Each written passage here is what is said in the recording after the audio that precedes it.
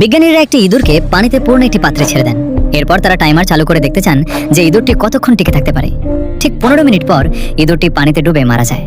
এরপর তারা আরেকটি ইঁদুরকে একইভাবে পানিতে ছেড়ে দেন। তবে এবার যখন ইঁদুরটি ক্লান্ত হয়ে প্রায় ডুবে যাচ্ছিল, ঠিক 15 মিনিটের মাথায় বিজ্ঞানী তাকে পানি থেকে উদ্ধার করেন।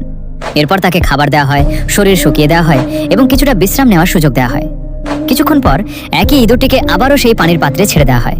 তবে এবার বিজ্ঞানীরা তাকে আর বাঁচানোর কোনো পরিকল্পনা করেননি। আপনার কি মনে হয় ইঁদুরটি এবার কতক্ষণ টিকবে? বড়জোর দ্বিগুণ সময়। কিন্তু ফলাফল সবাইকে চমকে দেয়। ইঁদুরটি এবার একটানা 60 ঘন্টা পানিতে ভেসে লড়াই করে যায়, কারণ তার মনে আশা ছিল কেউ না কেউ তাকে ঠিকই বাঁচাতে আসবে। একেই বলে আশার শক্তি। এরপর বিজ্ঞানীরা একটি অ্যাকোয়ারিয়ামে একটি ক্ষুধার্ত পিরানহা মাছ এবং কিছু গোল্ডফিশ ছেড়ে দেন। তবে তাদের মাঝখানে একটি স্বচ্ছ কাঁচের দেয়াল বসিয়ে দেওয়া হয়। পিরানহা মাছটি বারবার গোল্ডফিশগুলোকে আক্রমণ করতে যায়, কিন্তু প্রতিবারই কাঁচের দেয়ালে লেগে তার মাথায় আঘাত পায়। বারবার চেষ্টা করতে করতে এক পর্যায়ে পিরানহাটি নিজের মাথায় বেশ বড় আঘাত পায়। এরপর বিজ্ঞানীরা যখন মাঝখানের কাঁচের দেয়ালটি সরিয়ে নেন, তখনও পিরানহা মাছটি আর গোল্ডফিশগুলোকে আক্রমণ করার সাহস পায়নি। সে ধরে নিয়েছিল যে সামনে এগোলেই আঘাত পাবে। আর এই ভুল ধারণার কারণে চোখের সামনে খাবার থাকা সত্ত্বেও পিরানহা মাছটি শেষ পর্যন্ত না খেয়েই মারা যায়। একেই বলে মানসিক প্রতিবন্ধকতা বা লার্নড হেল্পলেসনেস।